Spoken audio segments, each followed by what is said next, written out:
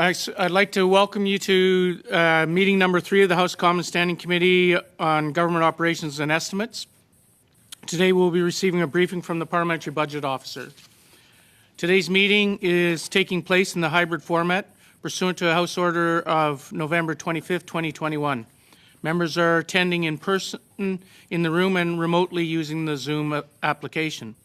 Regarding the speaking list, the committee clerk and I will do our best that we can to maintain a consolidated order of speaking for all members, whether participating virtually or in person. I would like to take this opportunity to remind all participants to this meeting that screenshots or taking photos of your screen is not permitted.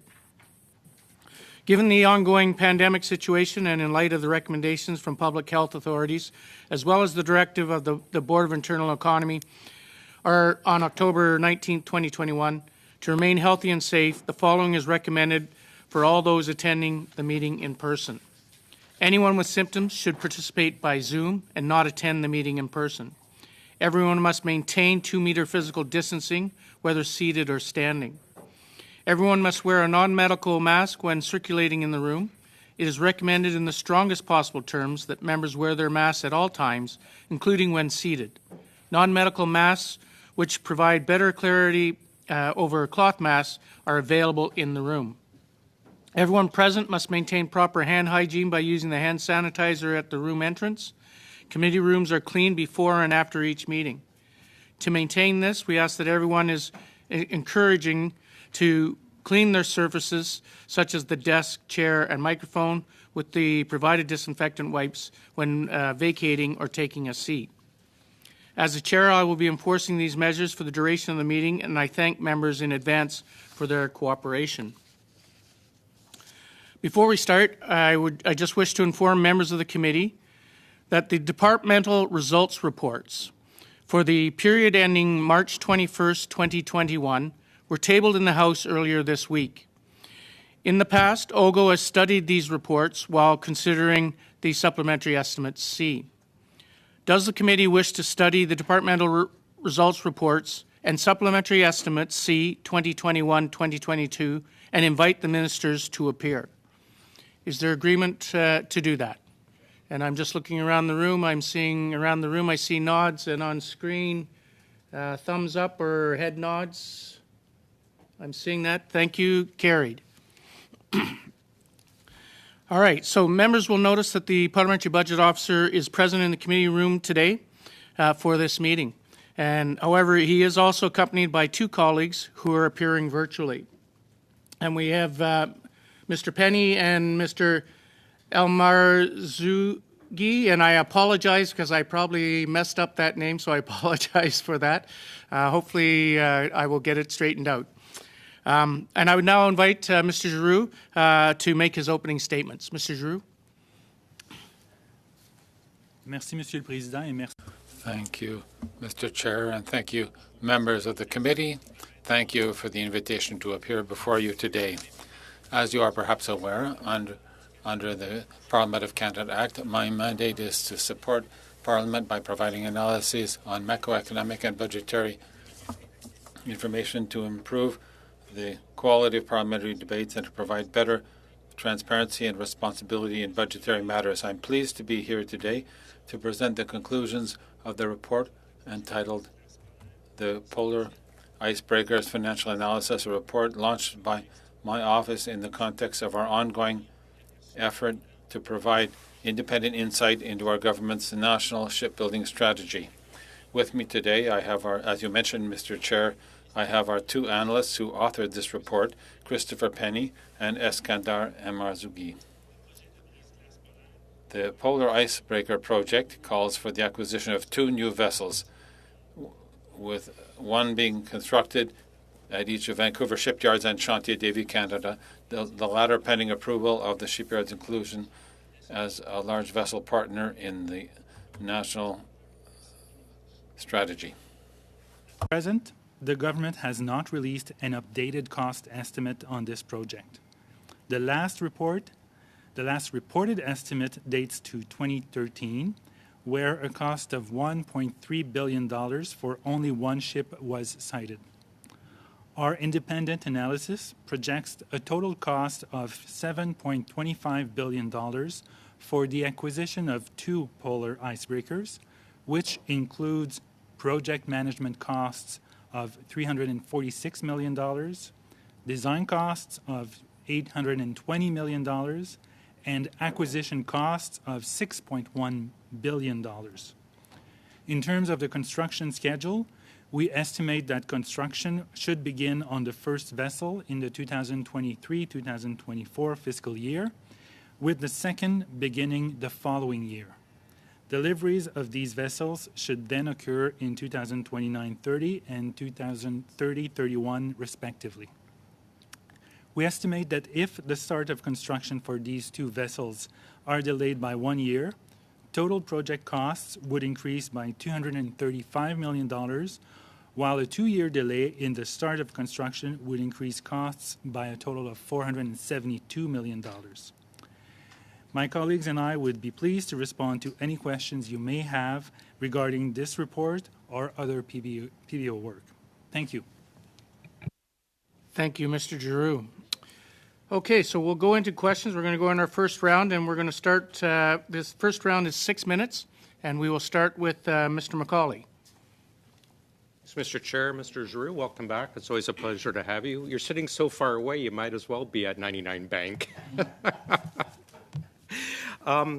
I attended your briefing on the iceberg or the icebreaker, so I'm well versed in that in your commentary. So I want to chat about your report, the Economic and Fiscal Update briefing.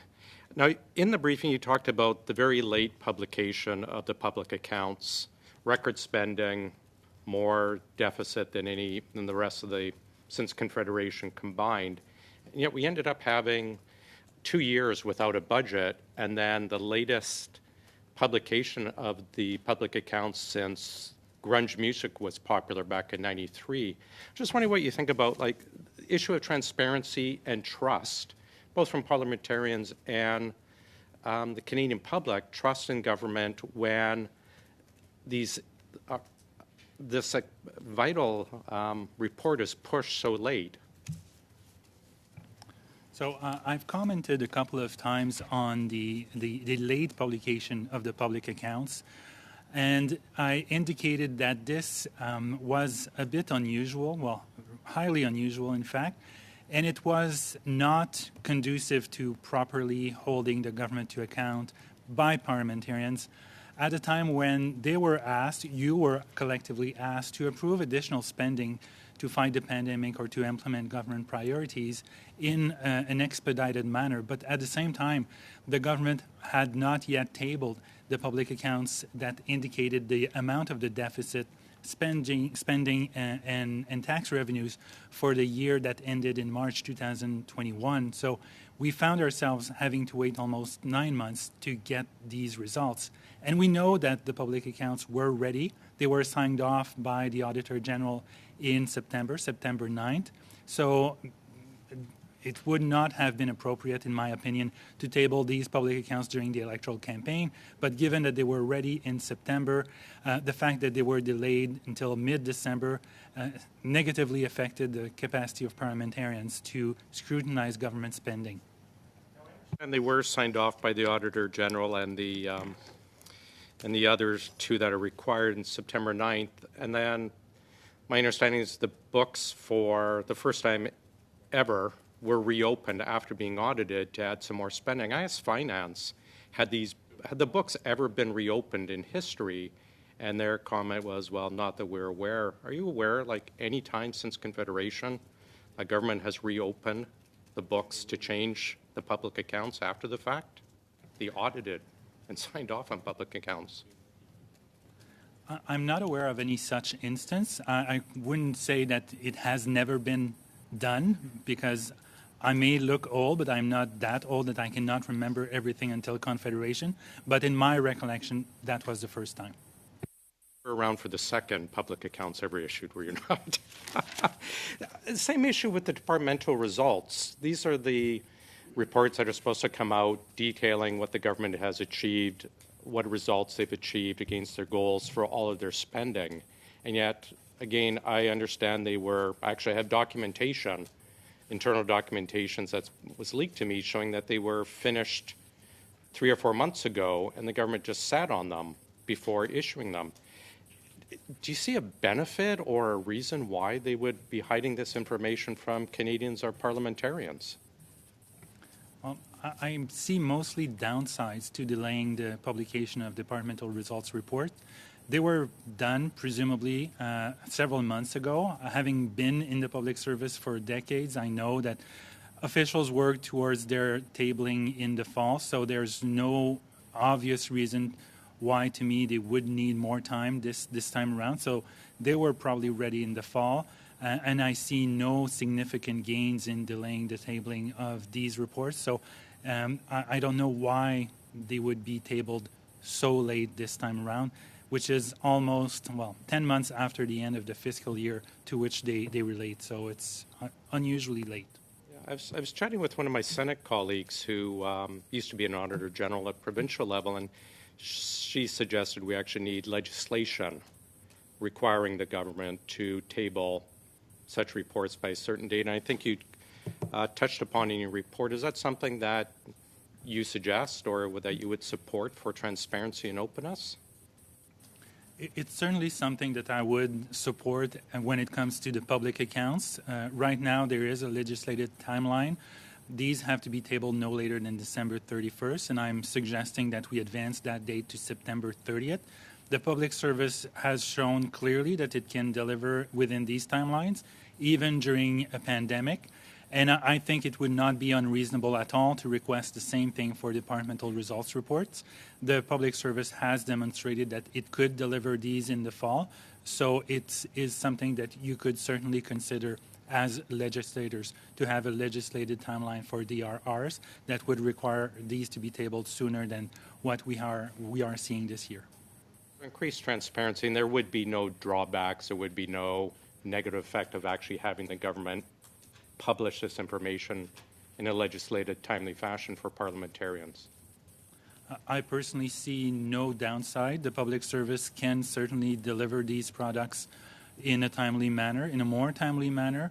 They've already done it in a year where it was very difficult, allegedly, and they've done that for years and years. So I see no reason why this would not be feasible. Thank you, Mr. McCauley. Thank you, Mr. Giroux. We'll now go to Mr. Kuzmierczak. 6 minutes. Thank you, Mr. Chair. And after, I want to begin by saying that after a 2-year absence from this committee, just wanted to say how delighted I am to be back here in person to see all of you, and let the record show that you're all even more handsome in person than on the screen. So just wanted to put that on record. Yeah, that's right. That's right. Thank you, Mr. Giroux, for your report and for your testimony today. Wanted to ask you, in your cost estimate, what is the contingency estimate, and how much of your estimate cost is contingency? Thanks for your question. So our estimate is the best point, the best estimate possible. It does not include a contingency. We have, however, provided a range of likely scenarios, but our estimate of $7.25 billion is the most likely scenario that we estimate based on what we have looked at in terms of comparisons with respect to the weight and to comparable missions, even though they are not perfectly comparable ships where we could have reliable data. This is the best estimate we have. Well, thank you, Mr. Giroux. And I know on page 11 you mentioned that there is an inherent uncertainty with a project like this. Would you say that this was an exceptionally difficult analysis for your office to conduct? It certainly is not one of the easiest estimates that we had to conduct, but it's not. It's neither the most difficult estimate that we came up with, because we know that there are ships that are not the same mission and size, but we have comparators in other countries that have similar missions but different size, or ships that are of a broadly similar size, different mission. And by amalgamating these two factors and looking at the Canadian experience, recent experience with major ships procurement, we are fairly confident in our cost estimate. There will be two ships that will be built in two separate shipyards. In your opinion, what are the advantages and the disadvantages, let's say in terms of cost, for example, of including two shipyards of the project, and what could be the advantages for the economy as well? Well, in terms of costs, there are no advantages to having two shipyards build the ships, because if it was the same shipyard building both ships, there would be economies of scales or a learning curve that shipyard would acquire and would make the second ship built being less expensive than if the contract is awarded to two different ships. When it comes to the economic benefits, having two different shipyards build these ships more evenly distributes the economic benefits, or more even distributes the economic benefits of building these ships to two different regions. So there is a benefit inherent in that. But from a cost perspective, purely a cost perspective, there are no significant advantages to doing that. I know that your purview, your focus is on the cost analysis, but is it fair to say that this also helps build capacity across the country as well too? That's the advantage of having two ships built in two separate shipyards. That's a very good point. Building and maintaining capacity, domestic capacity, is one of the big advantages of having these ships built domestically. However, the scope of my report is to estimate the cost of building these ships, but it's not within the scope to determine the intangible benefits of having a domestic capacity to build these types of ships. And the same goes for big Royal Canadian Navy procurements. There are inherent national security benefits in having the capacity to build these ships domestically as opposed to building these abroad, but it's very difficult to quantify these in dollars. That's right. Are there cost differences between the two shipyards? For example, due to labor availability in different regions, different levels of expertise, for example, maybe materials. I know we compared productivity and other costs with the U.S., but are there any inherent material differences between the two shipyards? And is that something that your analysis had looked at? So in our analysis, we looked at a generic Canadian shipyard, assuming that if there were any differences in the two shipyards, they would not materially affect the total cost estimate.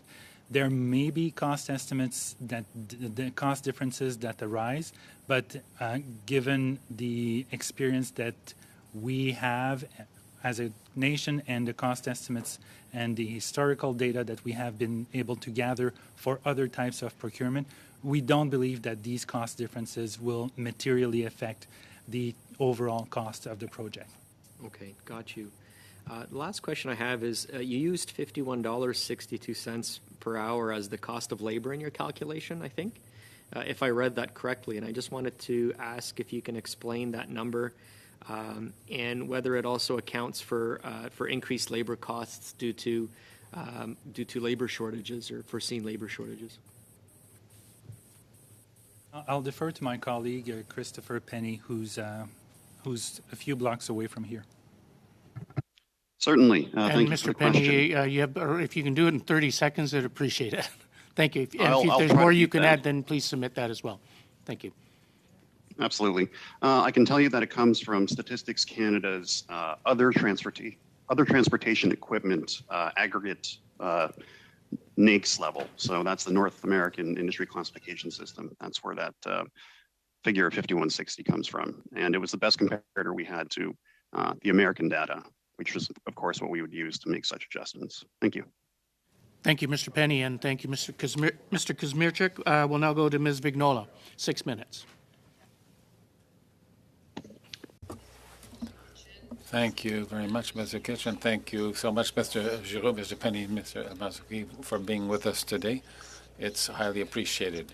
I would like to come back to a question asked by Mr. Kazmierczak because I find it highly interesting. In Quebec, we have a shipyard that is mainly being used right now for refit, and which could benefit greatly, or could assist Canada greatly in its capacity, because it represents 50% of our shipbuilding capacity in Canada. And of course, I'm talking about Davie shipyards. Earlier, you mentioned that there would be advantages in terms of cost by having the ships built by the same shipyard. However, it turns out that Davie has room, and its schedule would enable it to be done virtually simultaneously. In your opinion, what would be the impact on the total cost of the project if both ships were built by the same shipyard?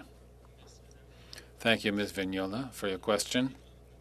Indeed, it is a question that I asked quite early on at the beginning of the project when we began our estimates, and we arrived at an estimate that would bring down the cost $600 to $800 million if the same shipyard were to build both ships. So the savings would be in the area of project management, of course, and also to a large extent due to the increase in capacity or the increased efficiency that is inherent in the building of a second ship. One learns from the errors from the first ship. So 600 to 800 million. It's quite a large amount, 600 or 800 million. Earlier you said that from an economic point of view, of course, if it's divided between two shipyards, this would cause more interesting economic impacts because it's in two regions. That being said, knowing that one of those two regions is already benefiting from tens of millions of dollars or billions of dollars worth of contracts in terms of equity, what would be the impact? Would it have such a high impact building the other ship there as well, or the suppliers of both shipyards are in Canada, which would reduce the economic advantages, or would it reduce the advantages rather than the change of costs?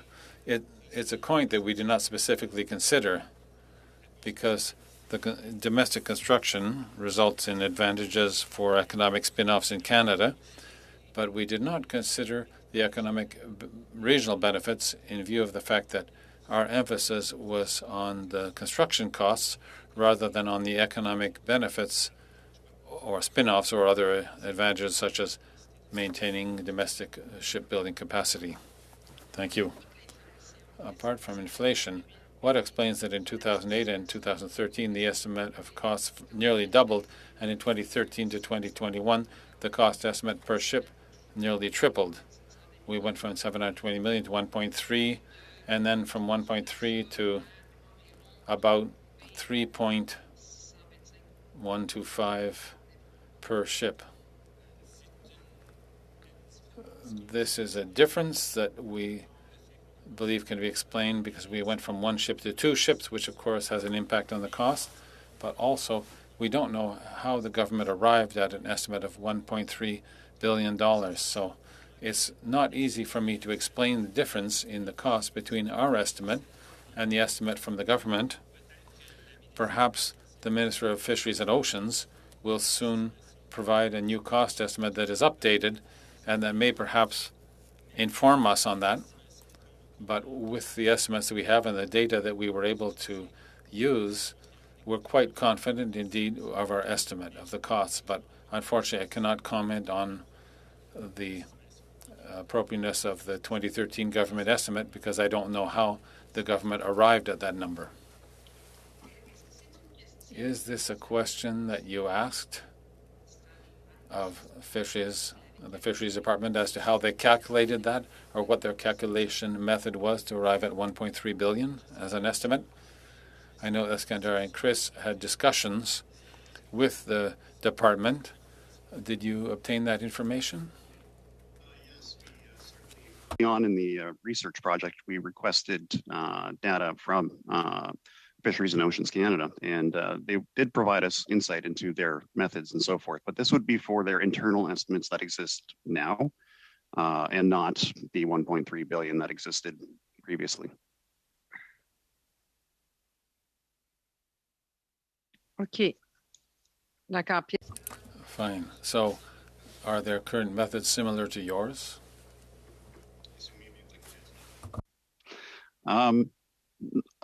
We took a different approach, certainly. We used an analog approach that looks at historical vessels that we found to be of sufficient comparability, if you'll permit the expression. So it was basically a model that is based on historical data that projects after making adjustments to this historical data and taking into account inflation and so on and so forth. Whereas their approach, well, I can't speak to it, but it would be more of a bottom-up approach. Mr. Penny, and thank you, Ms. Vignola. We'll now go to Mr. Johns for 6 minutes. Thank you, Mr. Giroux and Mr. Penny, for being here today, for the important work that you do. I'm going to follow up on where Ms. Vignola was going. Can you just share what information the Department of Fisheries and Oceans withheld, if any, in terms of information? And if so, can you talk about the impact that might have had on this report? I wouldn't say that the Department of Fisheries and Oceans withheld any information. What we did not get a good sense of is how they arrived at the $1.3 billion original estimate of 2013. But that was not that important for us, given that what we are concerned about is the cost estimate now, the best cost estimate that we can come up with the parameters that we know now for building 2 polar icebreakers. So by and large, unless Chris and Eskandar have more information that they would have liked to get from the department, I think we got the information that we needed from the department, to the extent that we were interested in building an estimate at this point in time. I can confirm that, yes, they did provide everything we asked of them. Thank you. Okay, thanks, appreciate that. Now, just in terms of comparisons, to the U.S. in terms of vessel replenishment and their program around the Lewis and Clark class models, the additional adjustments are undertaken to account for the differences in labor productivity, labor costs, and exchange rates between the U.S. and Canada. Can you comment on the differences in labor productivity and labor costs between Canada and the U.S.? Sure. So when we look at shipyards' productivity in Canada and in the U.S., we find that productivity is lower in Canada, which is explained by the fact that we don't build as many ships as the U.S. shipyards do. They run a constant operation, so they are building many more ships than our shipyards are building. But the lower productivity is also reflected in lower average hourly wages, so the cost of labor is also lower in Canada. But when you factor in the productivity differences, the wage differences, and the exchange rate, the costs end up being significantly higher for building these ships domestically. Speak a bit about the multiplier effect, the greater impact on the economy. We see the cost estimates come out.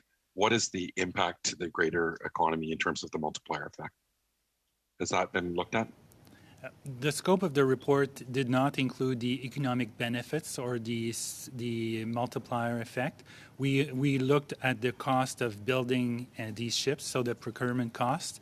The economic benefits is something that we could look at if there was a desire of the committee for us to do this, but it would require more data, for example, the components that are imported versus those that are domestic and so on. So it would require more work, and that's why we limited our report to the cost of this project as opposed to the cost and the economic benefits.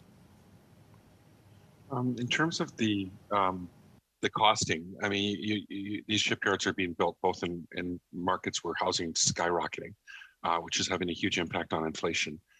Was that taken into account in the costing of this? Yeah, we did consider the higher inflation, so it was built into our cost estimate. There is shipbuilding inflation that is specific to that sector, and that is also dependent to a large extent on the overall inflation in the economy. And we revised our inflation forecasts to take into consideration not the most recent, because the report is already several weeks old, but we did take into consideration the higher inflation than the typical 2% target range of the Bank of Canada. Can you speak a bit about the, how we could improve productivity, in Canada, in our shipyards, and certainly supporting our workers as well? That's a question that if I knew the answer, I would be probably much richer, which means I may not be here right now if I knew the answer. But one obvious way of increasing productivity would be to build more ships domestically so that the shipyards become more efficient. Of course, if you start by building one ship every now and then, the knowledge acquisition has to start not from scratch, but has to be regained, and the experienced workers might not be updating and upgrading their skills as often. So that's one easy answer, how to increase efficiency and productivity of shipyards. And beyond that, I'm not sufficiently well versed in naval construction to be able to provide more solutions than that. How am I doing for time, Mr. Chair? 20 seconds. Okay, I think I'll just let it go and I'll save it for the next round. Thank you. Thank you, Mr. Johns, and thank you, Mr. Giroux. Okay, we'll now start our second round, and we're going to 5 minutes with Mr. Paul Hughes. Merci, Monsieur. Thank you, Mr. Chair. Good afternoon, Mr. Giroux. It's quite fascinating to see how this file is today. We have about 10 years ago, we did a C-SPAN one at 1.3 billion about 10 years ago in 2013, and now we end up with you evaluating 2 icebreakers announced last fall costing 7 billion or 3.5 each roughly, and we have no official estimate from the government. So 10 years later, 2 polar icebreakers are announced with 2 shipyards with no other information. They need your office to do the study. I would like to have in the report of the departmental results of 2019-2020 for supply, and I quote, there's a risk that PSAC does not have sufficient resources for supply to supply these programs because of a shortage of people that have the necessary skills to deal with government supply, end quote.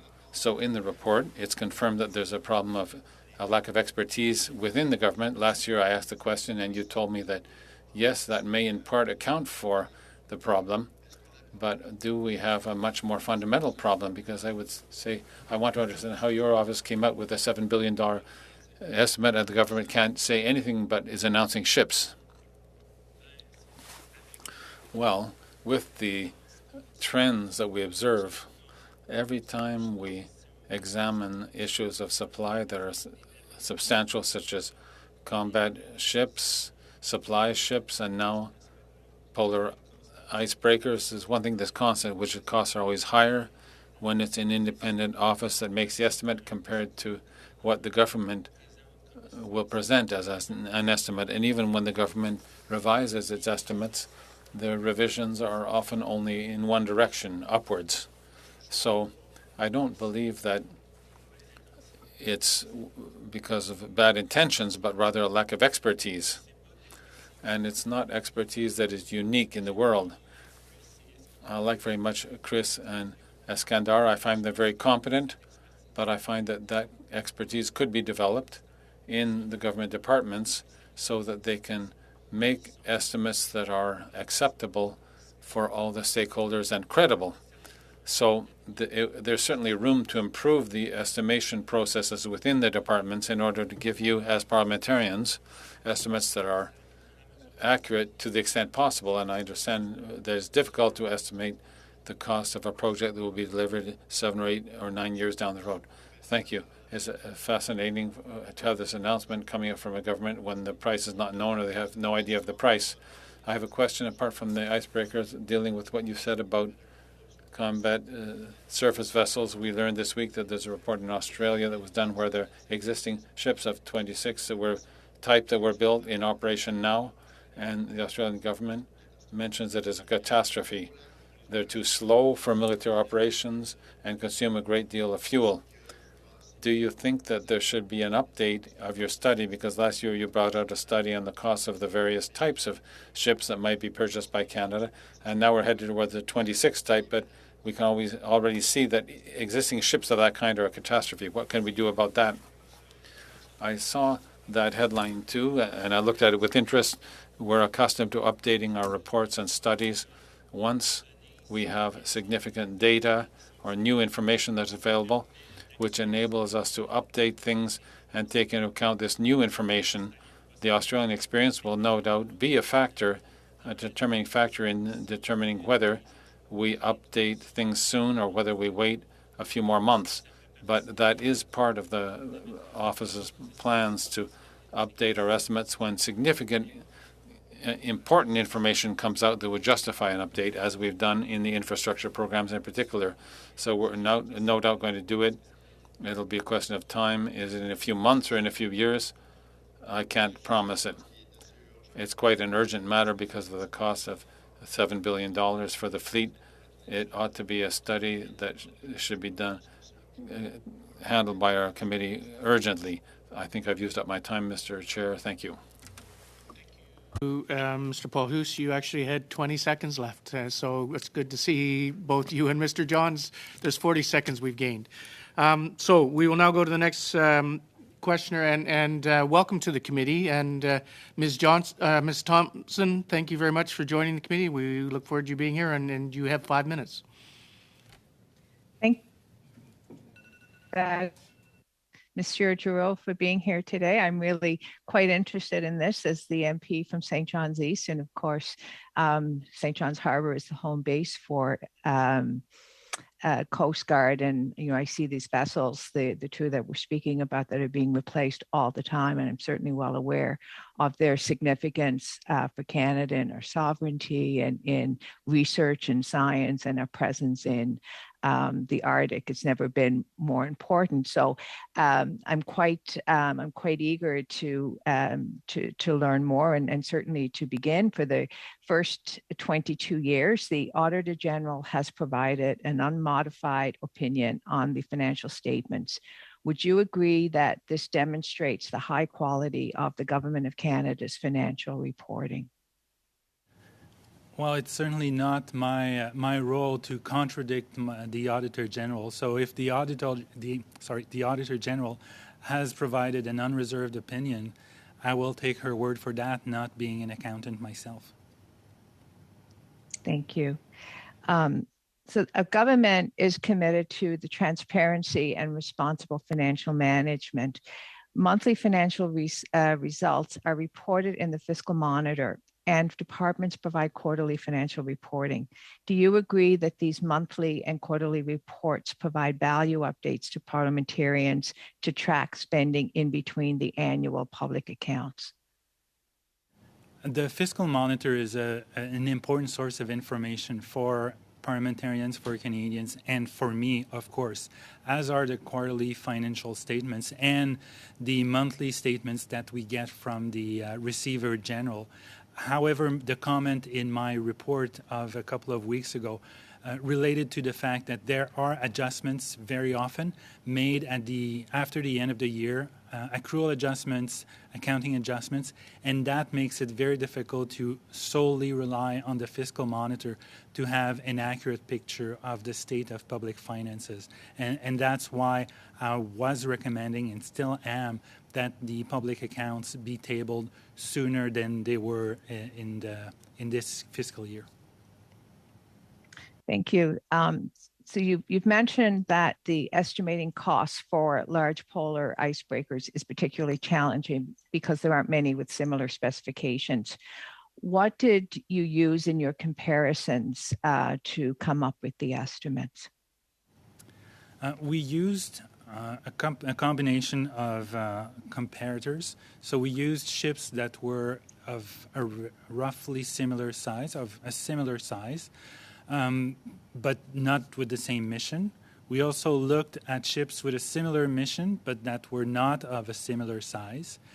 There could have been ships of broadly the same size and the same mission to use that we could have used, but these were Russian-made ships, so we didn't think there would be sufficiently good data to provide a reasonable estimate. So we took ships of a similar size, different mission, same mission, different size, and we also looked at the costs, historical costs for the Arctic offshore patrol ships and the joint support ships. So combining all these factors, we arrived at a cost estimate for the polar icebreakers. And Chris and Iskandar would be happy to provide you more details if you are interested in having more details as to how we included each and every one of these cost comparators into our model.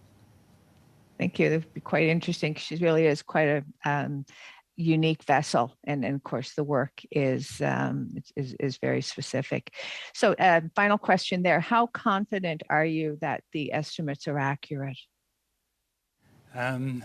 We're as confident as possible, considering the fact that this is a program that does not have that many comparators, and with the data that we were given, we are fairly confident in the cost estimate of $7.25 billion, recognizing that there are unknowns and this is a long-term project with several factors that could influence the final cost. But at this point in time, I'm confident about this cost estimate. It's a final question. I think I still have a few minutes. What would you say made this an exceptionally difficult analysis in terms of the variables? It's a little bit more specific in terms of what was the most significant, or what was the greatest point of uncertainty for you in the estimates? The greatest point of uncertainty is the fact that there are not that many ships with that capacity in the world for which we can get reliable cost estimate. So that's the biggest thing. Thank you. And yeah, you're well done. You're 5 over. So well done. Thank you. Okay, we will now go to Ms. Vignola for 2.5 minutes. Thank you, Mr. Kitchen. In your report, you specify that the expenditure profile that you used is that of cash accounting, whereas the government uses a different method of accounting. This difference on the calculation of the total cost of the project, what's the effect? It wouldn't have any impact on calculating the total cost. However, the impact will be felt in the way in which these expenditures are accounted for from a budgetary viewpoint, and the way in which the Department of Fisheries and Oceans will request the funds. Fisheries and Oceans will have access to the funds through the main estimates or the supplementary estimates according to the cash accounting method, which is clear funds, but the expenditures will appear in the public accounts and the government budgets only as the depreciation of the icebreakers arises. So as these icebreakers are used and worn, then there will be a loss of value, and that's when the budgetary impact will be felt as though the government were to purchase a building that lasts for 40 or 50 years. The initial impact purchase doesn't have a budget impact, but the depreciation over the years does have such an impact. Thank you. In your report, project management costs are quite impressive. What is included exactly in those costs, and how is it possible to limit them in the project? I'll ask Iskandar to explain what is included in the project management costs. because I admit that it is a question that I sometimes have issues with myself. On the side of the government, so this does not include shipyard level costs. In addition, so this would be everything from salaries, FTEs, and employee benefits over the span of the 22-year life cycle of the entire project, so 2009 to 2030 or 2031. Thank you. OK. Et Thank est-ce you, qu'il y a Mr. possibilité de limiter? And is it possible to limit those costs? Or is that a set level? There's nothing to be done to limit them, to bring them down? We will, if Mr. Penny heard the question, maybe he can provide a written answer at a later time. We'll now go to Mr. Johns. Yeah, thank you again for being here. And one thing that really struck me, Mr. Giroux, when you talked about to create more efficiencies so we could be and lower our costs would be to build more ships. And the amount of knowledge that's lost, the efficiencies that are lost. Now, I'm just thinking, you know, in terms of a capacity perspective. I was at the Pacific Northwest Economic Region Conference, and they cited that dry dock space was pretty much at capacity in Canada, that there was $3 billion in refits that were going to be needed to be done each year. The government still doesn't have a program to develop dry dock space. And I live in a community on the west coast of Vancouver Island, Port Alberni. It's the only deep sea port on the west coast of Vancouver Island. And they want to build a dry dock, but the government has no program to develop dry docks, to fund the development of dry docks. Do you see that in terms of an upstream cost benefit of more dry dock space and more shipbuilding capacity, that it would help overall in terms of lowering the costs of development and building of ships in Canada? Well, that's a good question, but I think the Minister of Fisheries and Oceans would be in a much better position than me to answer that question, given that she has at her disposal probably hundreds of officials who are much better at explaining these issues, the shipyard issues and the capacity issues of the industry in the country. I think just from a costing perspective, though, when you're looking at comparisons, you can see other countries where, you know, they've been able to create more dry dock capacity, more shipbuilding capacity. I think about Scandinavia and Norway, certainly as an example, where they're comparative. And right now, our country, we actually removed a tariff, a 25% tariff to build ferries in Canada. So here, BC Ferries is an prime example where they're doing refits and they're doing building of ships outside of the country. Do you think that a tariff like that would help benefit shipbuilding capacity in Canada if that money directly went to capacity development? Well, again, I cannot speak specifically to the issue of dry docks, but one thing is clear is when we look at costs around the world for major ship procurements, be they Coast Guard or national defense, there's a direct link between the capacity of a country to build ships on a large scale and the unit cost of these ships. For example, France seems to be very efficient. The US is also a very good example. Italy seems to be doing quite well too. And Denmark had cost estimates that were quite low for its equivalent to the Canadian surface combatants. So there is clearly a link between the domestic capacity. The higher it is, the lower the costs seem to be, but I'm not sure if it's directly related to capacity or the actual building. It's probably the actual building of ships that decreases the costs. Thank you. Thank you, Mr. Johns. We will go to Mr. Lobb now for 5 minutes.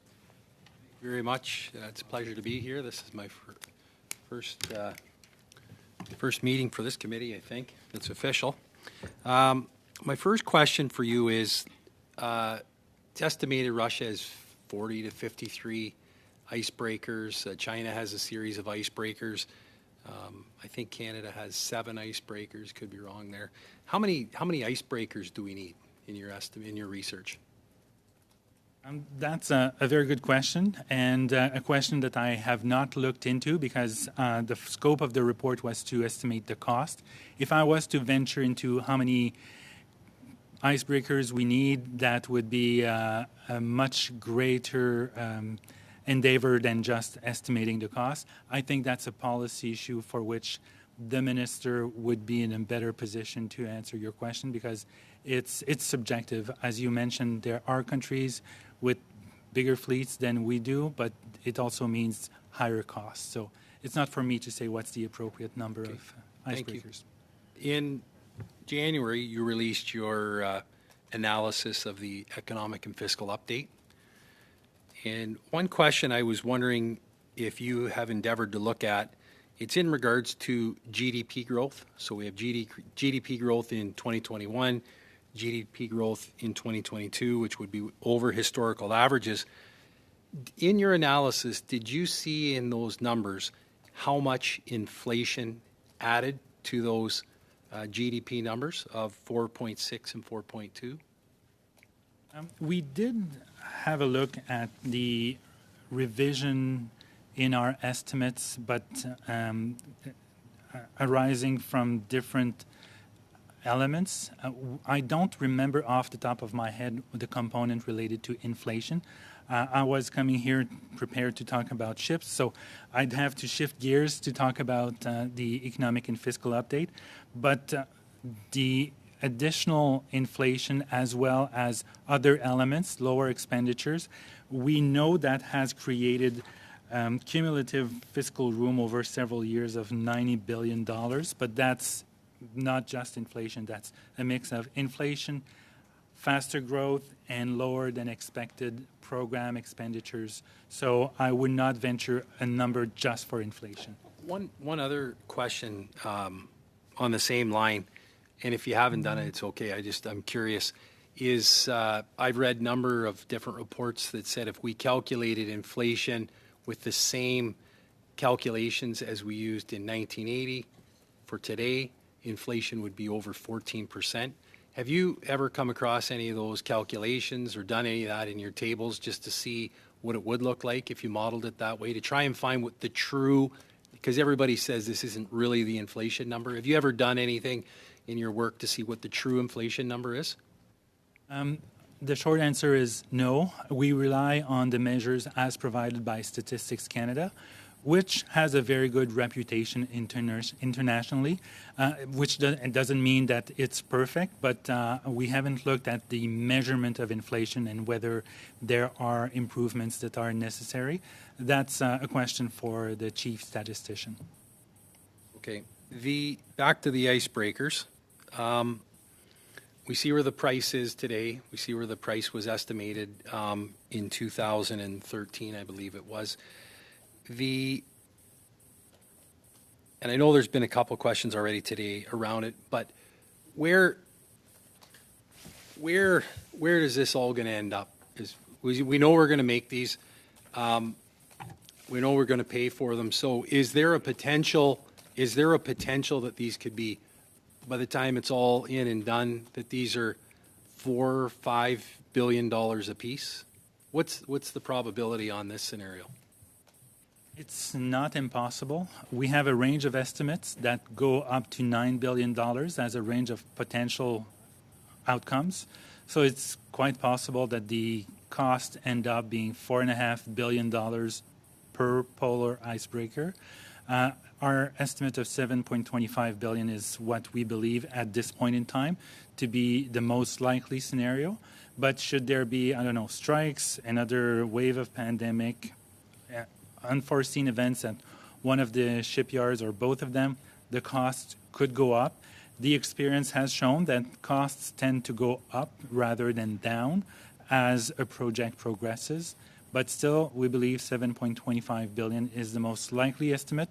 It doesn't mean it's the top end. So, Thank you, Mr. Lobb. Thanks. Thank you. We'll now go to Mr. Housefather for 5 minutes. Merci beaucoup, Monsieur le Président. Thank you very much, Mr. Chair and Mr. Giroux. It's a great pleasure to welcome you to the committee. I would like to start by turning back to a question that Ms. Vignola raised earlier.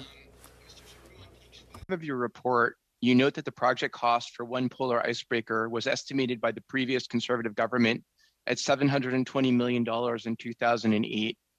Was there any independent estimate of costs in 2008 that validated this amount?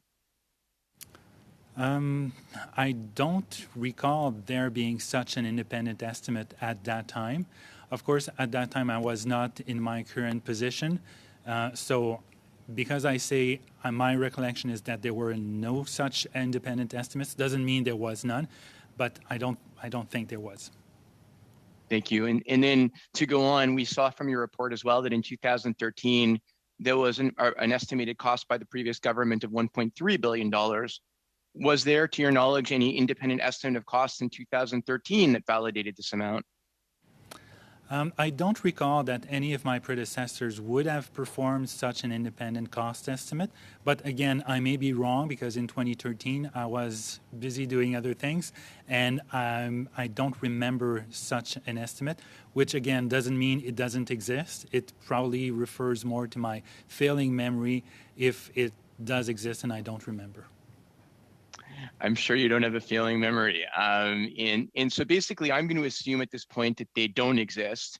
So we really don't have any idea whether the estimated costs were accurate or not from 2008 to 2013. So let me move to section 7 of your report, where you spoke of the fact that the assumed timelines, project specifications, and to a lesser extent, ship characteristics are still subject to change, and that your estimates are tailored to the specifications provided by the Department of Fisheries and Oceans in April of 2021.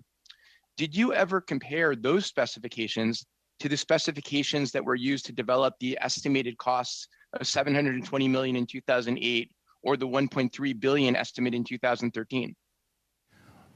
Well, we didn't look at the cost estimate, and we did not gather evidence or intelligence or information as to how the government came up with its original estimates in 2013 or before. So we asked information from Fisheries and Oceans to help us estimate what we provided to you a couple of weeks ago, but we didn't look into how the government came up with the original estimates of $1.3 billion. Thanks, and I appreciate that, because I think that there are people claiming that there's been this drastic escalation of costs, and I think that from your testimony, from what I understand anyways, we're not comparing apples to apples when we're looking at the 2008 or the 2013 estimates, because in both cases, we don't know that those estimated costs were ever independently validated. And we have no idea to what extent the specifications that were used to create those estimates are different from the specifications that you used in 2021. Would that be a relatively fair statement? Well, my colleagues, Chris and Eskandar, may have more information as to the potential change in the specifications that took place between 2013 and now. So I see Chris is opening his mic. Surely, yes. Well, there's been some advance in terms of what the planned design was, certainly since 2013 and now. I haven't seen a whole lot of change in terms of some of the major features of the polar icebreaker. There's certainly been an increase in light ship weight. That's one thing we've observed. But as Yves has alluded to, we didn't try to reconcile what was going on in terms of the cost estimates in 2013 and now. Thank you. And so I want to also now delve into the ancillary costs that you referenced in your report. Based on what I think you also answered to Madame Vignola before, would I be correct in assuming that as opposed to what people perceive, which is that you are assuming the government will pay out approximately $7.25 billion, that much of the ancillary costs are actually internal costs, where we're assigning portions of existing salaries paid to government employees working in the project management and design of the project into the total amount, and that this actually, based on the way I read your report, includes some costs of salaries paid for previous years, because you're using a very long time frame to estimate this $7.25 billion amount. Yes, this is right. Some of the project management costs, in fact, the vast majority of project management costs are costs incurred by government departments that relate to the management of the projects. And I don't know the extent to which these are incremental versus costs that would have been incurred anyways. I doubt that, to be honest.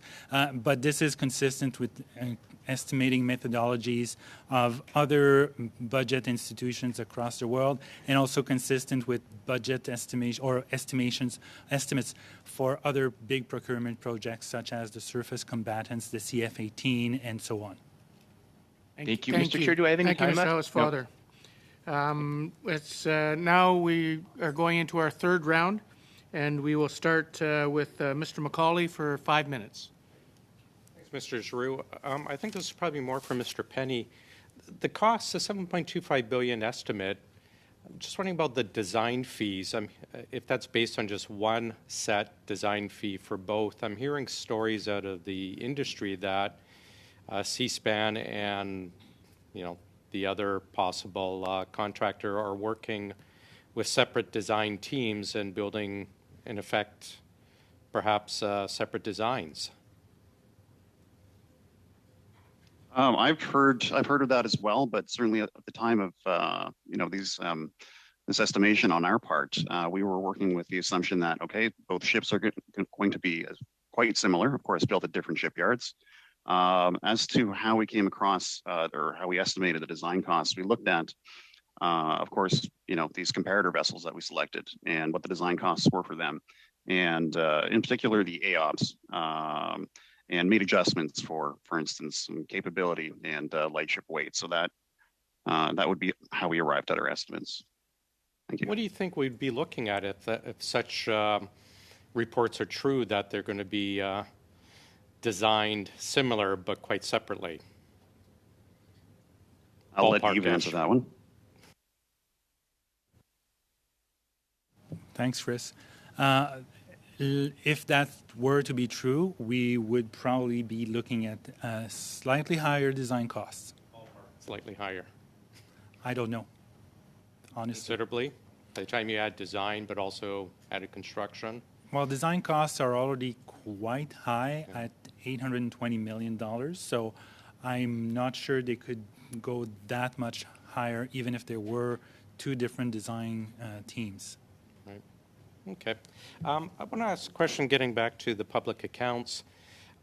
If the PBO cares to weigh in on what you think of the staggering $11 billion spent by the government on outside consultants, while at the same time we've grown the public service cost to an even more staggering $59 billion last year. We seem to, I think we've grown the public service to 400,000, and yet we're double, triple the amount of money that we're spending on outside consultants. Like we found one, I think it was one of the, of course, the big ones got like $1 million to audit the Strawberry Festival.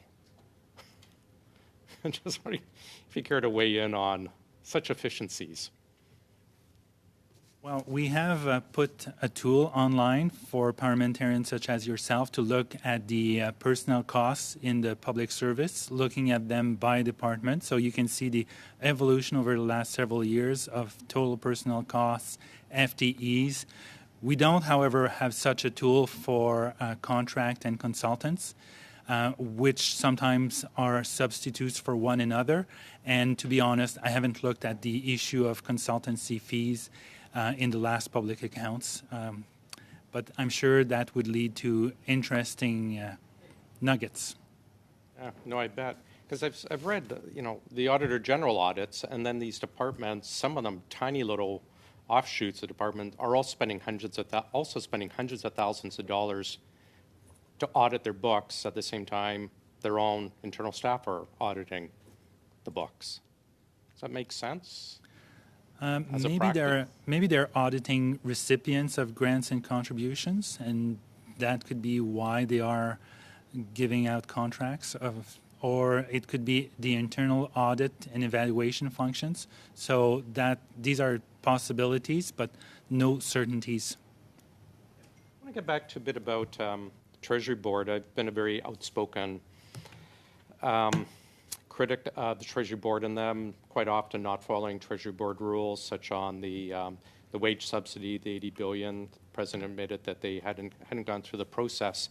The departmental results say that they only follow their rules 3 out of every 4 times on doing financial risk assessments. Considering the hundreds and hundreds of added spending, is this an acceptable practice to be ignoring 1 out of every 4 proposals? When we're looking at expenditures in the dozens of billions of dollars, following the rules 75% of the time, or auditing a smaller proportion of expenditures is increasing the risk that the amounts will not be fully traceable. So I'd have to look more into that specific issue, but that sounds a bit concerning. A senior member of the government yesterday stated that it was acceptable because there was so much money going out the door, they couldn't look at it all. Thank you, Mr. McCauley. And thank you, Mr. Giroux. We now will go to Mr. Baines. And Mr. Baines, welcome to, I think, maybe your first committee. So welcome on board, and you have 5 minutes. Thank you, Mr. Chair, and thank you to our witnesses, Mr. Penny, Mr. Giroux, for joining us today. I'm actually quite fascinated by this file. I'm a British Columbian from a coastal city, Richmond, and I was actually part of the working as a communications officer for the provincial government when I first learned of this announcement around C-SPAN and the shipbuilding coming many years ago. So I'm extremely interested in how this moves forward. My question would be directed to Mr. Giroux, and it's geared towards the Canada Coast Guard. And in May of 2021, they explained that according to early estimates, the construction of these ships will generate approximately 300 jobs per vessel at the shipyards and 2,500 jobs across the marine supply chain. And C-SPAN in the Vancouver shipyard indicated that the new ship construction program will sustain approximately 1,400 jobs at C-SPAN on the Vancouver shipyard, and additional 1,400 additional jobs across the country. So, is this what's your views on the Canadian Coast Guard's estimates, Mr. Giroux? I don't have views per se, because we looked at the cost of purchasing these ships, the cost of procuring these ships, rather. We didn't look at the economic spin-off, the economic impacts, and the benefits, or the number of jobs created. So for that reason, it's very difficult for me to have an opinion as to whether these numbers are accurate or not, given that it was not within the scope of our report. Okay, thank you for that. Moving into, on page 10, you mentioned a sensitivity analysis to determine the impact of delays. How were those calculated, like the delays? And what's your confidence in that number? I'll probably ask Eskandar if he can jump in and explain how we calculated the delays. Yes. Oui, les delays, c'est facile parce que on va...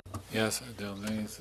It involves delaying the process of production so that it increases the cost of management and the cost of project management. And production costs also. Production costs increase. You have to take into account inflation. So year over year, when you convert the cost after the year compared to 2021, the base year, if we delay the production process, then of course the project management costs will increase, and at the same time the project costs will be higher because they will be based on a longer number of years, taking into account inflation, which will drive up the production cost. So because we have a production process of 4 to 5 years, and then if we make the conversion, then we manage our costs for our base year. So if there's an additional year, then we have to pay additional costs for management, and also it's going to cost more owing to the delay of production. It will cost more. This is how we calculate 200 million more for a one-year delay and 400 some million for a delay of 2 years. That is how we proceeded. Okay, thank you. And I don't have any more. Thank you. Go ahead. Okay. And well done. So we'll now go to Ms. Vignola. You have 2.5 minutes. Thank you, Mr. Kitchen.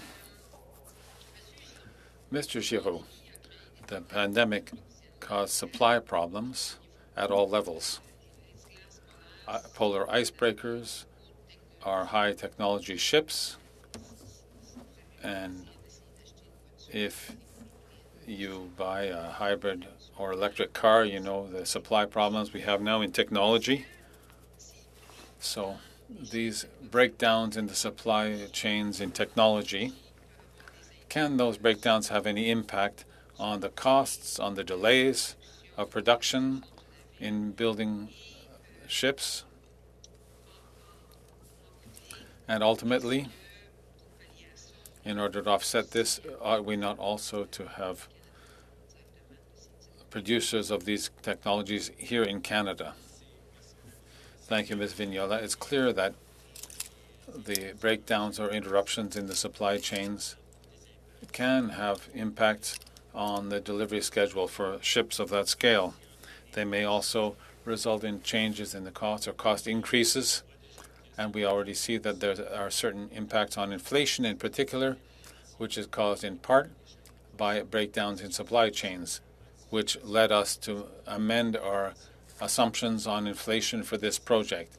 So it is clear that this is the reason why, or one of the reasons why, we estimated the potential cost of a delay of 1 year and of 2 years, and also the reason why we have a range of estimates, in other words, a possible cost range, to take into account those eventualities of supply chain interruptions. As to whether this is a reason to encourage Canadian manufacturers or suppliers to supply equipment or materials that could contribute to building ships, that is a political question. Do we want to incur higher costs in order to have an entirely domestic supply chain, or do we want to instead find our supply here and there around the world at the best cost suppliers? That's a question that's more a matter of industrial policy and economic policy rather than under my purview. Just briefly earlier, you said that if the ship was built by the same shipyard, it would be $600 to $800 million different. That's huge. What could explain, ultimately, avoiding this savings, the substantial savings? There are two main factors. First of all, there's the project management, which is simplified because the government is dealing with only one shipyard rather than having to monitor two partners.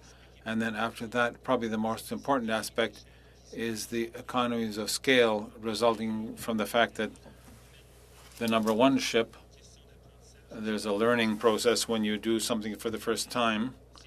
So these economies of scale, or this learning, is done by one shipyard and can be used to more efficiently build the second ship at a lower cost, which is not the case when both shipyards are both building what for them is the first ship.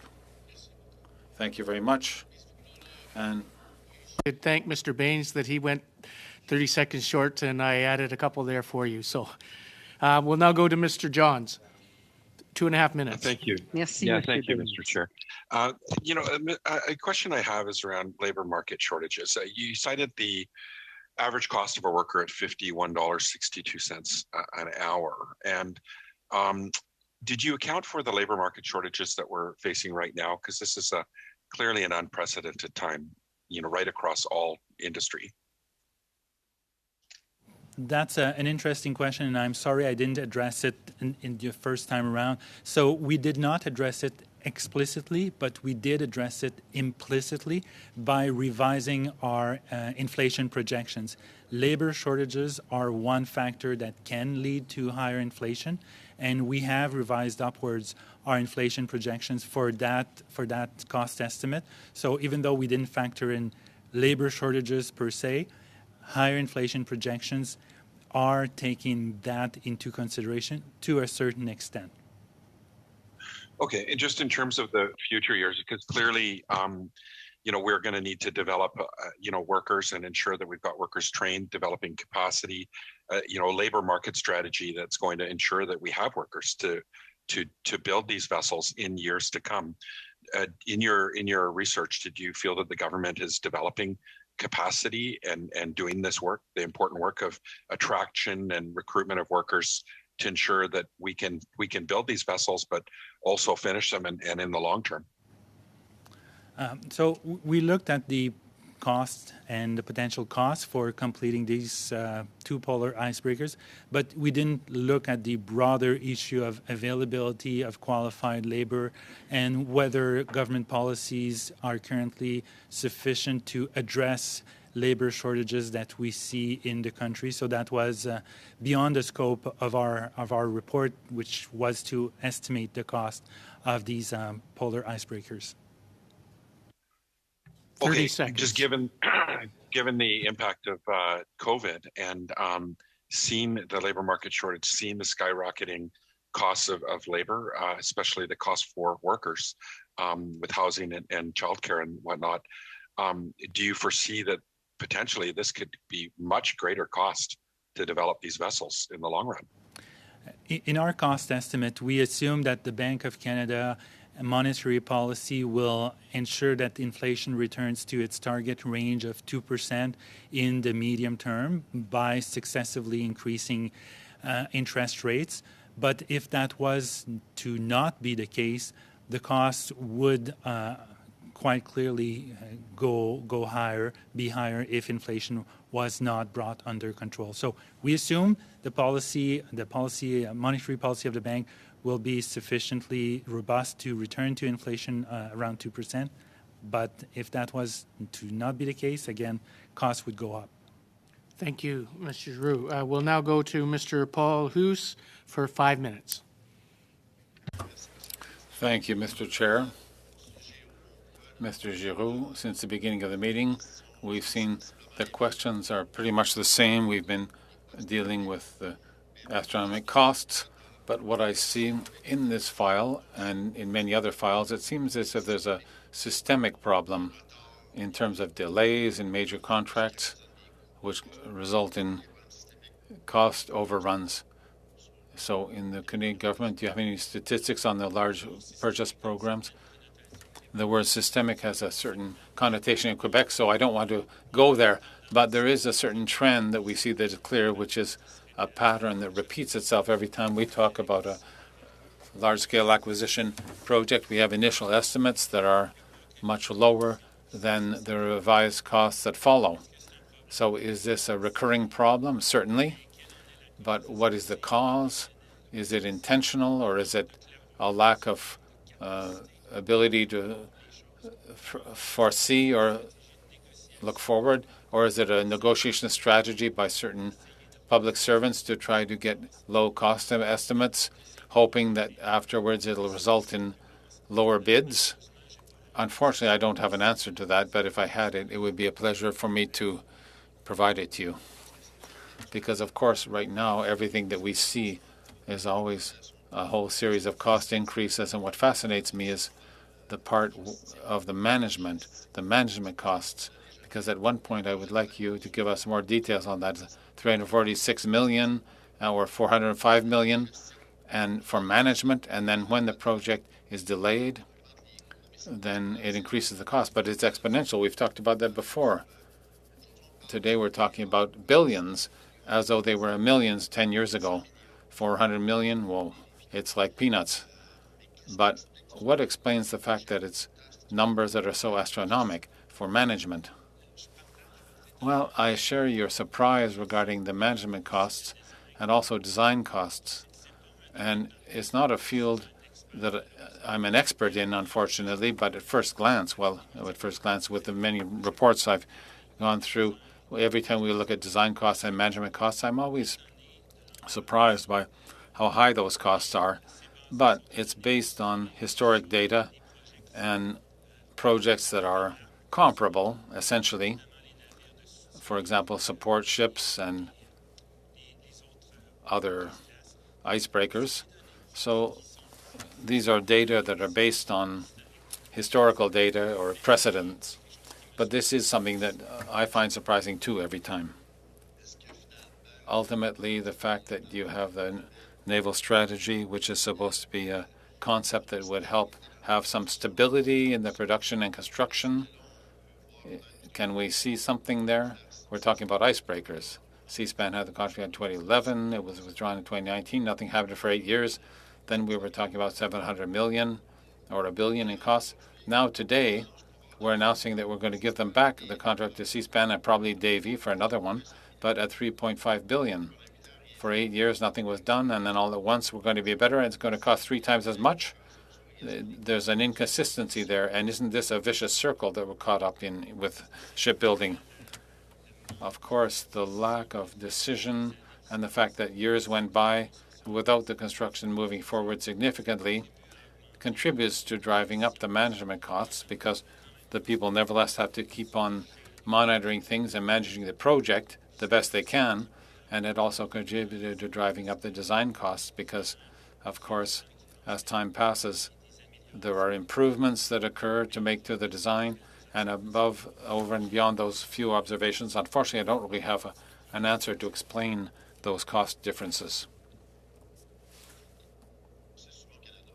Often in Canada, we see a number of government departments, and then at one point, it looks as though they lose track of it. Fisheries and Oceans, dealing with icebreakers, then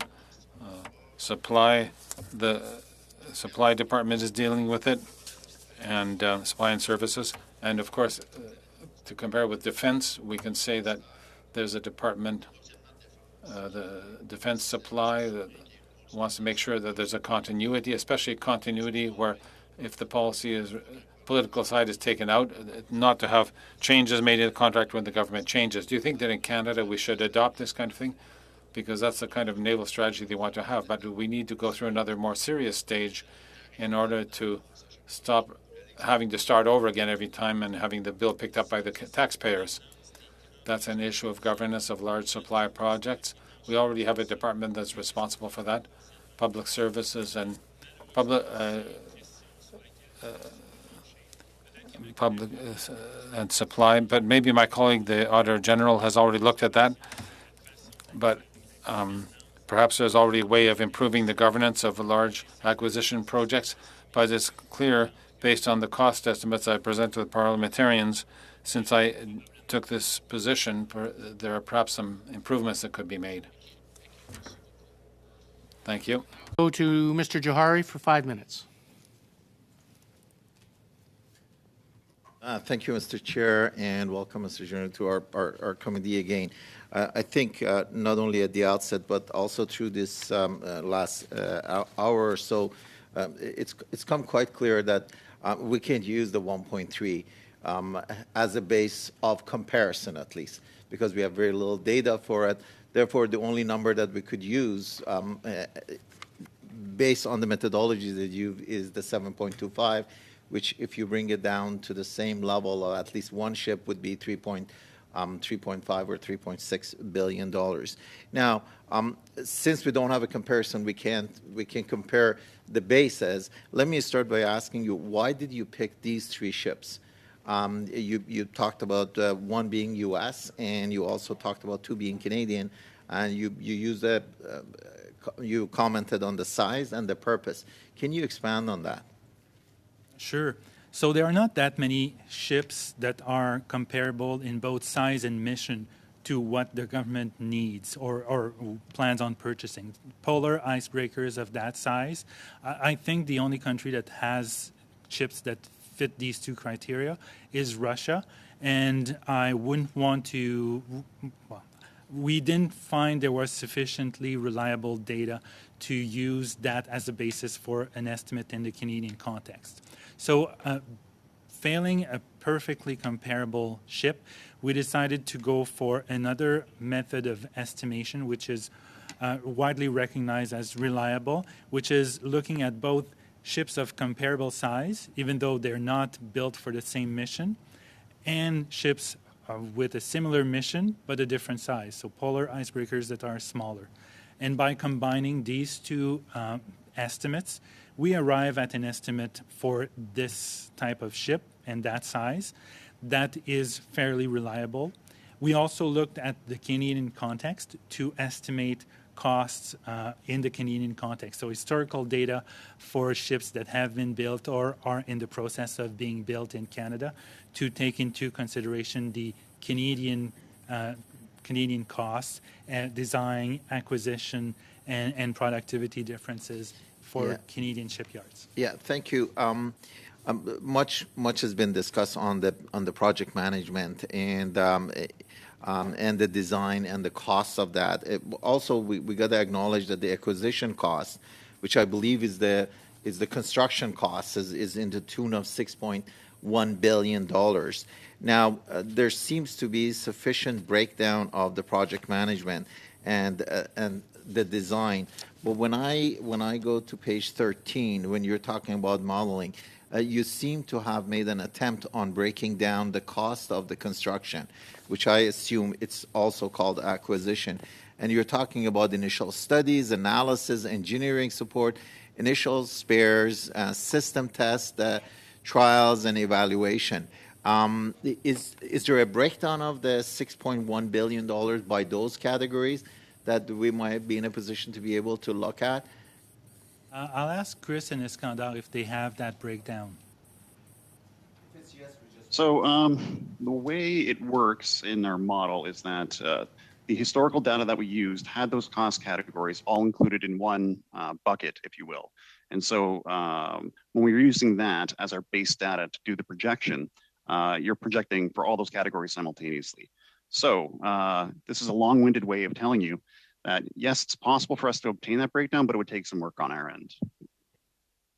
I'll leave it to Thank you you. to say The whether we should do specific it. line item that I was interested in was the initial spares, and I don't know how much is that, but it would have been good because when you do the costing, you usually cost of the acquisition and build, and the spares. I'm not sure what costing models. Okay, want to go back quickly.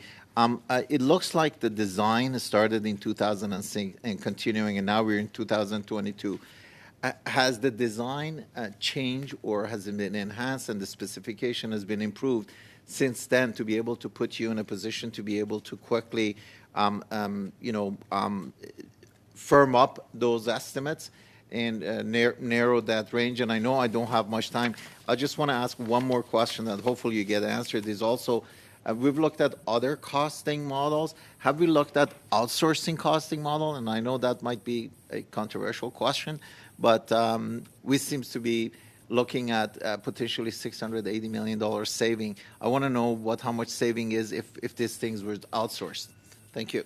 And sorry for interrupting you, Mr. Giroux, but unfortunately we have run out of time. The question he proposed to us, if you can provide that to the committee in writing, that would be greatly appreciated. Thank you very much. We'll now go to our fourth and final round, and we will go for 5 minutes with Mr. Lobb. The first question I want to get into is in some of these large projects, whether they're public or private, in this case it's public, how many of the actual tasks and dollars are actually done by the company that bid on the project, and how much of it is actually farmed out to other firms? Like, is it close to 100% the work that is actually going to be done? So I'm obviously the people that are right in the shipyard when they're building it, obviously we know that, but I'm saying from now until they actually start cutting steel or making steel. I think Chris might be in a better position to answer that question. Chris or Eskandar? And I see him smiling, so maybe I'm wrong. Unfortunately, I'm not in a much better position than you are, Mr. Giroux. I can certainly say that subcontractor costs are included in our estimate, but I can't handicap how much, like what percentage that would be. Something that would be helpful when DFO or whoever finally comes up and offers another costing to open everybody's eyes as to how much actually each one will be doing? That would be a very good question for the Minister of Fisheries and Oceans. And if she cannot provide an answer immediately, I'm sure her officials would be able to provide that in writing to the committee. In addition to that, how much of the billable hours and work would actually be done on Canadian soil by Canadians? Is a lot of this being outsourced around the world, or is this all being done by Canadians in Toronto and Montreal and Vancouver and all points in between? I would think that most of the work would be done domestically, which is what would explain the cost differential.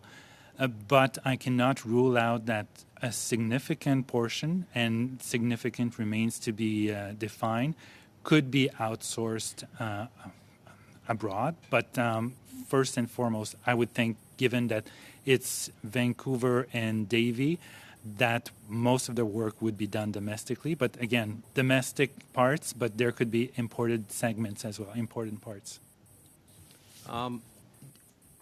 When you were working on this, did they offer any of that information, or was that just a couple steps, down the road? I think it's a few steps down the road. I don't think we have that detailed information. What will the two shipyards do, the extent to which they will outsource as opposed to doing it themselves, or outsource to Canadian or foreign suppliers. I think that's further steps down the road. Okay. Because I think back to 2008 when the announcement was made, I think it had two components. One was Arctic sovereignty, and the other was coming out of the economic disaster and to create some economic activity for the next 20 years. I think those were the two accomplishments. But if a portion of the work, an unreasonable portion of the work, is outside of Canada, I think that would be unacceptable. I also, now that I hear this project, your presentation today, I think of some of the refurbishments that are taking place in Canada's nuclear industry and the refurbishments of the CANDU reactor, and each one was more efficient.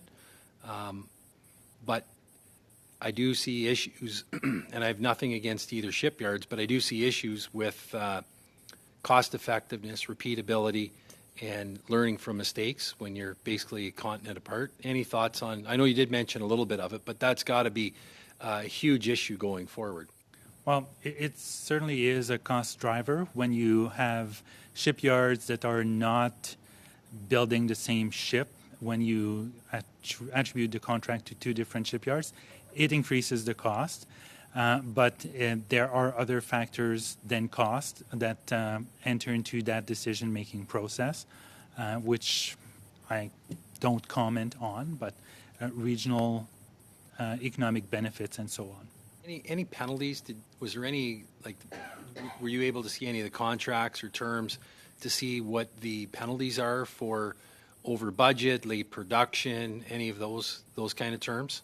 I don't remember off the top of my head whether there are penalties. We focused on the costs. We didn't focus on the scrutiny of the contract. So I'd have to get back to you on that specific aspect. Thank you, Mr. Lobb. And now we'll go to Mr. Kuzmirchuk for 5 minutes. Thank you, Mr. Chair, and thank you very much, Mr. Giroux, for, again, an excellent discussion on this subject. On page 8, you make assumptions about the timelines of the project, and I just wanted to sort of just get a sense on what these assumptions are based on, and whether you've had conversations, whether there has been sort of back and forth with DFO and PSPC on to help inform sort of those timeline assumptions that are made in the report. Thanks. So we use the timelines based on the government's announcements and statements that the first ship would be in the water by 2030. And from that announcement and commitment, we worked backwards, looking at the experience in building ships of a similar size, different size, same mission, and so on, and in the Canadian context. And that's how we arrived at a build start of 2023-24.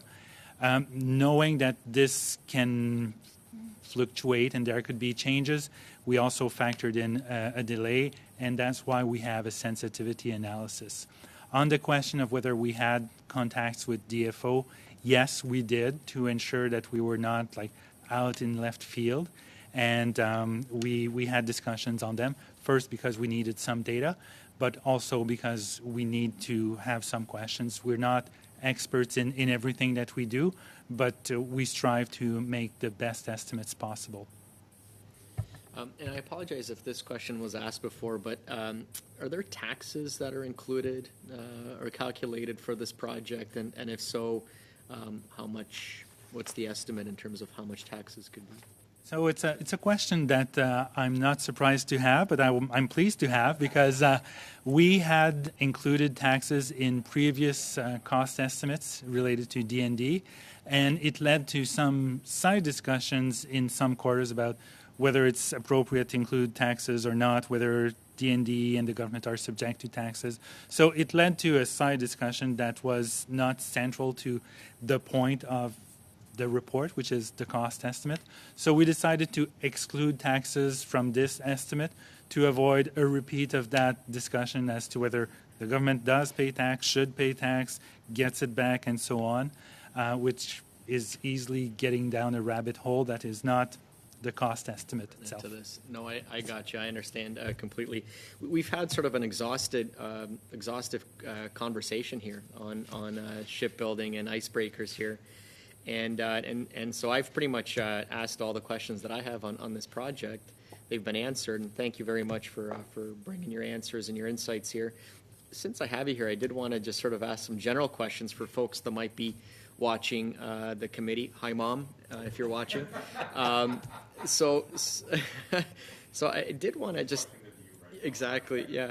So I wanted to ask, how does PBO decide? There's a universe of issues and subject matter that could be studied, that the PBO could be studied, and I know that time and resources are limited. How does PBO decide what to study, and what about this project got your attention, I guess, so to speak? That's an interesting question that I don't often get asked. So there are things that I have to look at, for example, budgets, estimates, and so on.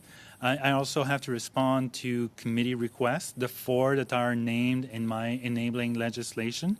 And I tend to also value very highly other committees that request something of me.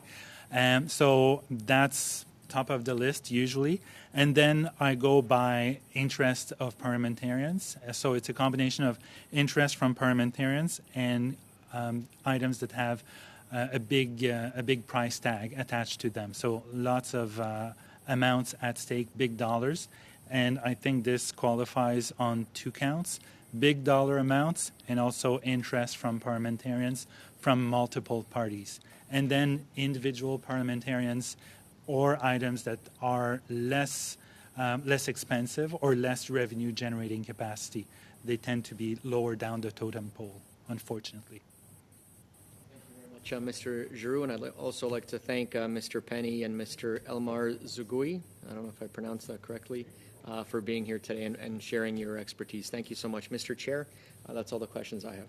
Thank you, Mr. Kuzmirchuk. We'll go now for 2.5 minutes to Ms. Vignola. Thank you very much, Mr. Giroux. Earlier, my colleague, Mr. Paulus, talked about systemic problems relating to the management of large projects, and I won't insist on the terms being used, but this brought to mind a question: would it be more advisable for the government, and also would it be a better use of taxes and better transparency if, right from the outset, when the announcement is made or when the preparation is made for a large project, if the government were to call upon you for your services by setting out what the project is and asking you to do a comparative cost study right from the start? It is undoubtedly a possibility for the cost aspect. As to the detailing of the project, those data have to be provided to us because, of course, I'm not able to determine the scale or nature of a project. That is a question that is not under my purview and I don't want to have to handle. But if the government were to decide to call on our services to estimate the costs of a project right from the start, this is certainly something that we could do if we were given solid data and the relevant data needed to do so. Doing that in 2021 or in 2018 or in 2017, the work is slightly different because the quality of the data would perhaps not be exactly the same. But if we suppose that we can get reliable data and that are complete as much as possible, this is certainly something that we could do. As to whether it's desirable, well, that is a question that is up to parliamentarians to decide rather than myself. But of course, if the parliamentarians ask me to do this kind of work, then this is something that I will very seriously consider doing. Thank you enormously. I always try to look for the best way to be efficient and to ensure that we have budgetary estimates that are as accurate as possible. It's like building a house, right? If I say it's going to cost $100,000, but finally I don't have an estimate and it costs $500,000, well, it hurts. So thank you very much, Mr. Giroux, for your patience, for your answers. And you have really shed light on this issue. Thank you, Ms. Vignola. We'll go now, Mr. Johns, for 2.5 minutes. Well, thank you. And thank you both for the important work that you're doing. It's very much valued. Now, I mean, I'm really excited about building capacity in Canada and the national shipbuilding strategy and the implementation of it. And but I always want to make sure that we're being environmentally and socially responsible. In my riding, a big issue right now is around shipbreaking. As we see, you know, the retirement of vessels, BC Ferries, international vessels come into our riding. It's been highlighted by a local area director, Daniel Arbour, from the Comox Valley Regional District, and an international NGO shipbreaking platform that, you know, we understand that shipbreaking and recycling is necessary, but certainly it's hazardous and it's an activity that bears high environmental and labor risks, and that we've got to, you know, establish an emerging international standards such as the Hong Kong International Convention for the Safe and Environmental Sound of Recycling of Ships, the Basel Convention, the EU ship recycling regulation that point at gaps in Canada's shipbreaking policies and regulations. And it really requires public investment dollars to qualified shipbreaking facilities to help them meet new standards and regulations. In your work, did you cost out the retirement of the Louis Saint Laurent and also the vessels that we're going to be building? Is that built into the cost to ensure that we're, you know, at the end of life of these vessels, that we're shipbreaking in an environmentally and sustainable and responsible way and meeting international standards? So we looked at the cost of procuring these 2 additional ships, but we did not look at the cost of extending the life of the Louis Saint Laurent, nor of its retirement, because that was not within the scope of that report, nor did we look at the cost of operations and maintenance of these 2 newly acquired ships. And I understand these would be significant costs over a 40-year lifespan, but we solely focused on the procurement costs of these 2 new polar icebreakers, nothing on the Louis Saint Laurent. Do you believe that they should be baked in, at least the retirement costs in these vessels, so that, you know, we're not leaving them to future generations and not costing them out and being irresponsible? I mean, we want to develop and build more ships here at home domestically, but this is something that I believe is falling under the radar. I don't disagree with you at all that these costs, these things have to be retired responsibly. I think that the retirement costs of these 2 new polar icebreakers would probably fall into the operations and maintenance over a 40-year expected lifetime, and the lifetime of these ships could be extended by refurbishment. So we're looking at costs that are at the very least 40 years down the road, maybe 50 or more years down the road. But clearly, when the decision is made to acquire new ships, the government should take these into account, the fact that these will have to be retired properly, dismantled properly to ensure they don't pose an environmental hazard. Thank you, Mr. Giroux. We'll now go to Mr. McCauley for 5 minutes. I think Mr. John's comments, we have to realize this is Canada. Those ships will probably be in service for 120 years, not just 40. Would you be able to walk us through, I saw your report you released, I think it's just week, the Federal National Child Care. Can you just give me the Coles notes on your summary page? It says with the government announced funding in the budget, we're going to be $182,000 fewer spaces than would be required to meet the demand for licensed childcare spaces. Can you just walk us through like what exactly this just means? It's underfunded, the government hasn't put enough or projected enough cost, and that's solely the federal side. What about the matching provincial side? We looked at what's happened in some jurisdictions in the country where childcare fees have been lowered, namely Quebec. We also looked at how much demand there is, looking at the demographics for that age group that goes into daycare and the expected population over the next several years. We also looked at the current costs and the demand, so the unmet demand and the demand. And we arrive at an estimate that with the current funding, the funding will be inducing demand. The fees, the lower fees, will be inducing higher demand, which is what happened in Quebec over the last several years. And taking into consideration the amounts that have been mentioned and set aside and the agreements with provinces, we estimate that the funding will lead to a shortfall of about 182,000 full-time spaces for childcare at that price level. 182 short. Is that for outside of Quebec, or is that including added or projecting added demand in Quebec, even though it has its own system? I think it's outside of Quebec, if I'm not mistaken. Just quickly, I'll just get back to the public accounts. So, we show 1.4 trillion interest-bearing debt, and we hear the government talk about lowest net debt to GDP ratio compared to the G7. But when we consider the gross debt, which if you take out the government counting CPP and QPP assets, which are already committed for seniors. So when you take the gross debt, we're actually fourth out of the G7 and 25 or 29 out of the OECD. Do you think we should be using gross debt, considering we can't, this money in the CPP and QPP is money set aside for seniors? That's a good question, and it's been the subject of debates among many economists and those who watch public finances.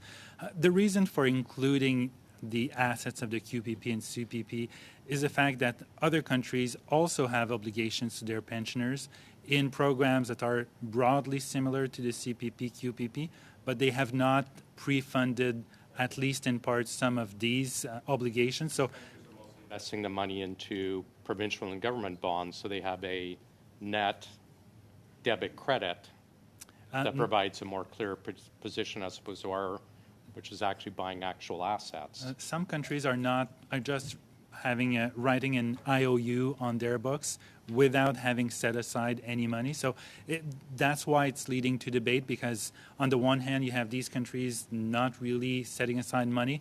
On the other hand, in Canada, we have CPP and QPP assets that are included to reduce net debt, but not really within the control of the government because they're set aside for a specific purpose. So short answer to your question is I think we have to look at both net and gross debt to paint an accurate picture. Oh, just quickly, thank you, Chris and PBO, for all the work on the icebreakers. What should this committee be looking for 6 months down the road? What red flags should we be looking at coming down the road for us? Is it 2 different designs? Is it delays? Any thoughts for us? I think whether the project is on time, is scheduled to be on time, and the state of advancement of the project, because delays can often lead to increases in costs. So that would be something to be watching for. Thanks very much. Pleasure. Thank you. And we now are to our last round of question or person for questions. So Ms. Thompson, you have 5 minutes. You have the floor. Thank you. And I'd like to actually just read a clarification to Mr. McCauley's statement in the previous round. With regard to the Treasury's Board's departmental results report, it is reported that targets were exceeded for large departments to maintain a system of internal controls to mitigate the risks to programs, operations, and resource management, and Treasury Board submissions transparently disclosed financial risk to help Cabinet make decisions. With regard to consulting costs, past underinvestments resulted in significant technical debt as IT infrastructure ages. Aging software systems can be costly to maintain, are at a risk of performance failures, and are prone to service interruptions. Thanks to recent investments in critical upgrades and modernizing Canada's IT infrastructure, we've made continued progress.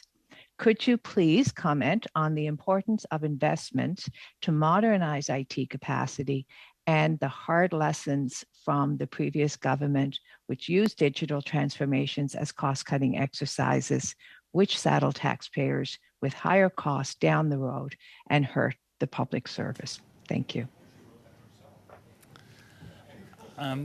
So thank you for that question. I don't think I would do justice to your question if I tried to provide an answer to that, not being an IT expert and not having looked at that issue recently. So it would be very difficult for me to determine whether investments in IT are appropriate or not, insufficient, without being an expert or having looked at that issue. I know these systems are of critical importance from my years working at the CRA, where the assistant commissioner there did wonders to keep the systems together. But beyond offering that anecdotal comment, I cannot provide a reasonable or plentiful answer. Sorry for that. And certainly in conclusion, I would like to say that, this for me, it certainly is someone on the East Coast, it's an incredibly important project. And I certainly realize that in terms of cost analysis, it has been difficult to find a ship that would really have the capacity of a current flagship, the Louis Saint Laurent, and then to project that into the very exciting multidisciplinary scientific research of the proposed new vessel with the ice-breaking capacity to truly be a vessel that really can navigate into the North Pole is quite challenging. But I look forward to seeing this project start in short order. I do not have any other questions. You've been very patient with the cost analysis, so thank you very much. Thank you, Ms. Thompson. And so with that, I want to thank Mr. Giroux, Mr. Penny, and Mr. Elmar Zugi, and I'll call Eskandar. It's much easier to say than but I appreciate that. I want to thank you for staying with us for the full 2 hours and answering all these questions, and really do appreciate it. I'd also like to thank the interpreters and the technicians for coming in today and being here for us so that we can hold this both virtually as well as in person. So thank you to everybody for doing that. And with that said, to the committee, thank you very much. We said we'd stay on time. We're 5 minutes under time. So with that, I declare the meeting adjourned.